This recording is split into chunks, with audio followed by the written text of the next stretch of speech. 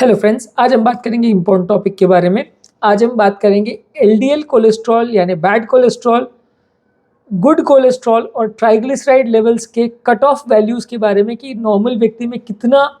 होना चाहिए, ये तब आपको हेल्दी माना जाएगा। ये काफ़ी ज़्यादा कॉमन क्वेश्चन है जो कि ज़्यादातर लोग हमसे पूछते हैं कि सर मेरा इतना है तो मुझे दवा लेनी है कि नहीं लेनी है, मेरे को ये रिस्क फैक्टर है तो मेरे को लेना चाहिए कि नहीं लेना चाहिए, क्या मेरे को 130 एलडीएल है तो क्या दवा की ज़रूरत है कि नहीं, 180 है तो क्या करूं, कितने पे आके मैं दवा बंद कर सकता हूं। तो आज उसको डिस्कशन को मेन करने के लिए ये वीडियो कर रहे हैं, जिसमें हम डिस्कस करेंगे आपसे कि ज़्यादातर हर तरह के जो कोलेस्ट्रॉल्स हैं यानी कि एलडीएल, एचडीएल और ट्राइग्लिसराइड, जो तीन मेन इंपॉर्टेंट तरह के कोलेस्ट्रॉल है, उनके क्या कट ऑफ वैल्यूज़ हैं जो आपको मेंटेन करने चाहिए।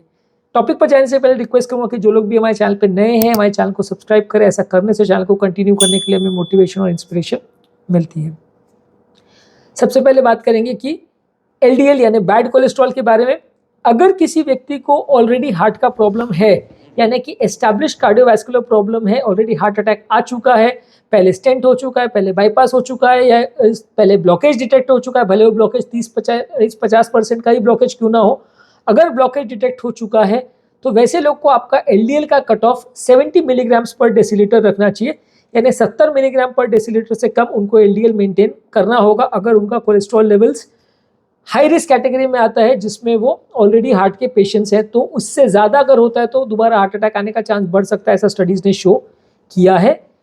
इसके अलावा अगर कोई बहुत हाई रिस्क फैक्टर्स है जिसमें कि ऑलरेडी हार्ट डिजीज़ तो नहीं है, लेकिन अगर हाई रिस्क फैक्टर्स है जिसकी वजह से लोगों को हार्ट पेशेंट्स हो सकता है, प्रॉब्लम आ सकती है, वैसे लोगों को, खासकर अगर डायबिटीज़ है तो वैसे लोगों को भी एलडीएल लेवल्स आजकल 70 मिलीग्राम्स पर डेसीलीटर से नीचे रखने की रिकमेंडेशन है। मतलब अगर डायबिटीज़ है या बहुत ज़्यादा रिस्क फैक्टर्स है तो भी उनको 70 मिलीग्राम्स पर डेसीलीटर से नीचे रखना चाहिए।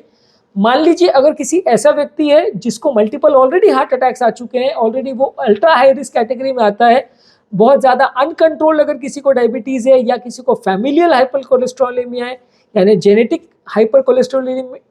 कोलेस्ट्रॉलेमिया डिस्लिपिडीमिया का प्रॉब्लम है, या बहुत हाई लेवल्स ऑफ लाइपोप्रोटीन ए है, किसी को लाइपोप्रोटीन ए बेसिकली एलडीएल का एक मार्कर होता है लेकिन वो अलग टेस्ट में मेजर किया जाता है, वो भी इनडायरेक्टली इंडिकेट करता है कि आपका एलडीएल लेवल्स कितना है। तो अगर आपको हाई लेवल्स का एलडीएल के अलावा अगर लाइपोप्रोटीन ए भी अगर ज़्यादा है तो वैसे केस में आपका एलडीएल कोलेस्ट्रॉल का कट ऑफ 55 पे आपको मेंटेन करना है। इंडियन लिपिड सोसाइटी तो कहती है कि आपको 30 से नीचे मेंटेन करना चाहिए वैसे केस में जहाँ बहुत ज़्यादा हाई रिस्क पेशेंट है, तो वहाँ तो आपको एलडीएल 30 से नीचे मेंटेन करना चाहिए। हालांकि बहुत ज़्यादा लो कोलेस्ट्रॉल में भी कई लोग हेजिटेट करते हैं कि इतना लो कोलेस्ट्रॉल में कोई नुकसान तो नहीं होगा, पर यूजली ऐसा कोई स्टडी तो नहीं है जो शो करती है कि बहुत ज़्यादा लो अगर कोलेस्ट्रॉल हो तो पेशेंट को प्रॉब्लम्स आती है। लोग इसलिए वरी करते हैं कि भाई मेरा सेल मेम्ब्रेन नहीं बनेगा, मेरे हार्मोन्स नहीं बनेंगे, विटामिन डी बनना बंद हो जाएगा, पर यूजली ऐसा नहीं है, क्योंकि इसमें कोई भी स्टडी ऐसा शो नहीं करती है कि ये सारी चीज़ें, अगर कोलेस्ट्रॉल लेवल्स बहुत कम हो जाएगा तो लोगों को डिफिशियंसी डिसऑर्डर क्रिएट हो जाएगा, ऐसा यूजली नहीं होता है।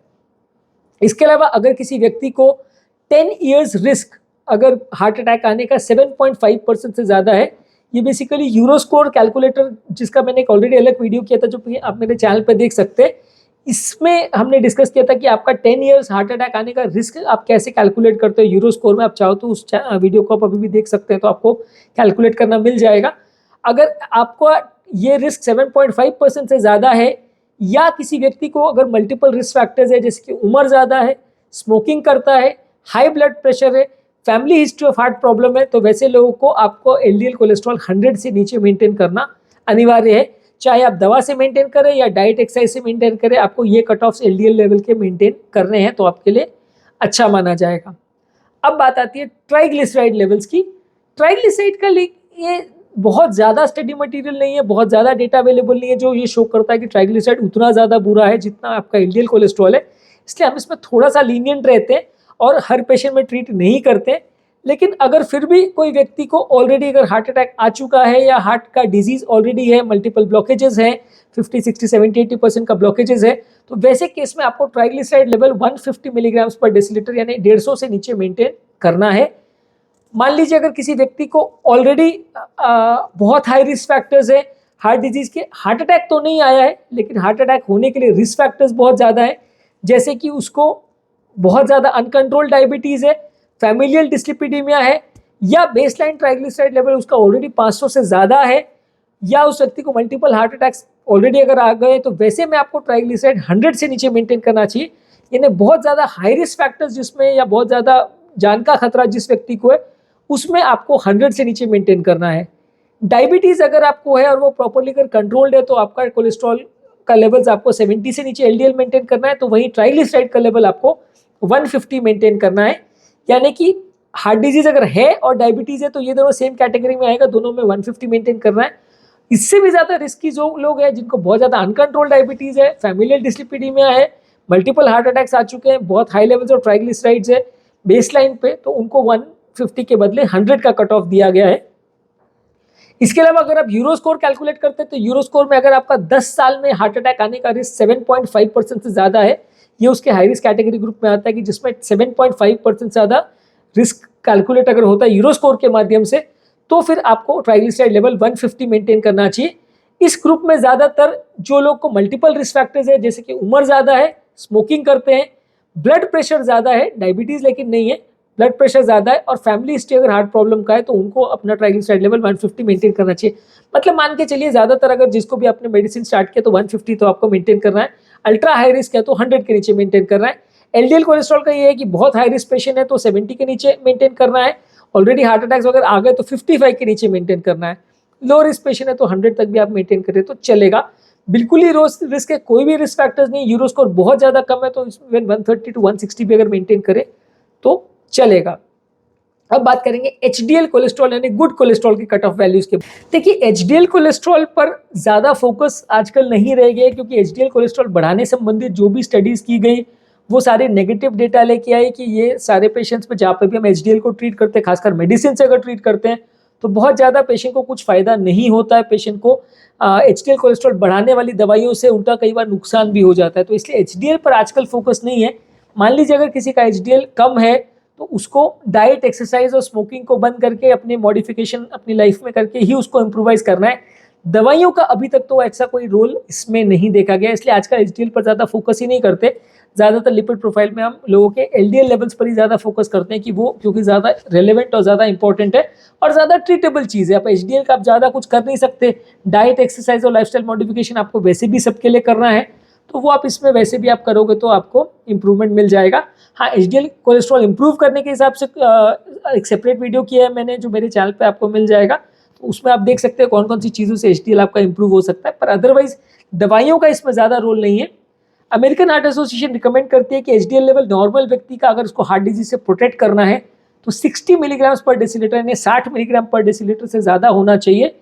अगर मेल पेशेंट है तो उसमें अगर 40 से कम है और फीमेल पेशेंट का अगर 50 से कम है तो हार्ट डिजीज का रिस्क बढ़ जाता है। यानी कि होना 60 से ज़्यादा चाहिए, अगर 40 से कम मेल में और 60 से कम फीमेल में तो रिस्क बढ़ जाता है। तो वैसे लोग को उसको इम्प्रूव करने के लिए लाइफस्टाइल मॉडिफिकेशन चालू कर देना चाहिए। दवा चालू करने का बहुत ज़्यादा रोल नहीं है, तो इसलिए दवा चालू करने की रिकमेंडेशन नहीं है। Lifestyle modification, exercise, diet, smoking बंद करना, ये सब आपको चालू कर देना है। तो आज हमने बात करी एचडीएल, एलडीएल और ट्राइग्लिसराइड लेवल्स के कट ऑफ वैल्यूज़ के बारे में कि इनको किस लेवल तक अपने को मेंटेन करना है अपने रिस्क स्ट्रैटेजी और रिस्क प्रोफाइल के हिसाब से। यदि इस टॉपिक को संबंधित आपके कोई कमेंट्स, क्वेरी, सजेशन है, कोई और टॉपिक्स पर आप चाहते हैं हम वीडियोस बनाएं, कोई पेशेंट रिलेटेड क्वेरीज है तो नीचे कमेंट सेक्शन में उनके बारे में बताइए, हम उन्हें कवर करने का प्रयास करेंगे। अंत में मैं डॉक्टर नवीन अग्रवाल तहे दिल से आपका शुक्रिया अदा करूँगा कि आपने इस टॉपिक को एंड तक देखा। जो लोग हमारे चैनल पर नए हैं उन्हें रिक्वेस्ट करूँगा कि चैनल को सब्सक्राइब करें। ऐसा करने से चैनल को कंटिन्यू करने के लिए हमें मोटिवेशन और इंस्पिरेशन मिलती है। जब भी हम कोई नया कंटेंट अपलोड करते हैं उसका नोटिफिकेशन आपको तुरंत मिल जाता है, उससे तुरंत देख सकते हैं, उसका बेनिफिट ले सकते हैं। जो लोग हमारे चैनल पे बहुत डिटेल कंटेंट नहीं देखना चाहते उनके लिए रेगुलर बेस पे हम यूट्यूब शॉर्ट्स अपलोड कर रहे हैं या फेसबुक और इंस्टाग्राम पे रील्स अपलोड कर रहे हैं, जिसे आप देख सकते हैं, एंजॉय कर सकते हैं और उसे अपने सोशल मीडिया ग्रुप्स और फ्रेंड्स फैमिली के साथ शेयर कर सकते हैं एज हेल्थ टिप्स। हमारे चैनल पर टॉपिक ढूंढने में दिक्कत नहीं हो, इसलिए हम रेगुलर बेस पे अपने सारे चैनल को प्लेलिस्ट में डिवाइड किया है, अलग अलग तरह के टॉपिक्स का प्लेलिस्ट बनाया हुआ है। जिस भी तरह के टॉपिक में आपको इंटरेस्ट है उसके प्लेलिस्ट में आप जाइए, उसे क्लिक करिए तो आपको उससे रिलेटेड सारे वीडियोस जो हमारे चैनल पर अवेलेबल है वो मिल जाएंगे। ज़्यादा ढूंढने की मेहनत नहीं करनी पड़ेगी, ज़्यादा टाइम वेस्ट नहीं होगा।